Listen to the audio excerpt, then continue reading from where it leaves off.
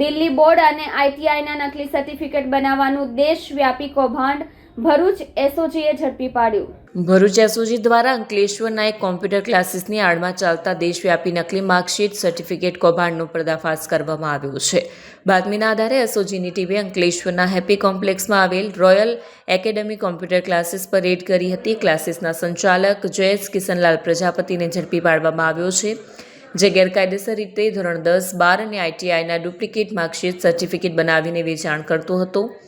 આરોપી જયેશ પ્રજાપતિ એક વિદ્યાર્થી પાસેથી ડુપ્લિકેટ માર્કશીટ સર્ટિફિકેટ બનાવવા માટે ₹15,000 લેતો હતો અને દિલ્હીના એક વોન્ટેડ આરોપી મારફતે ઓનલાઈન ₹7,500માં આ ડુપ્લિકેટ દસ્તાવેજો બનાવડાવતો હતો. પકડાયેલા આરોપી વિરુદ્ધ અંકલેશ્વર જીઆઈડીસી પોલીસ સ્ટેશનમાં ભારતીય ન્યાય સંહિતાની કલમ મુજબ કાયદેસરની કાર્યવાહી હાથ ધરવામાં આવી છે અને વોન્ટેડ આરોપીને ઝડપી પાડવા માટે વધુ તપાસ ચાલી રહી છે.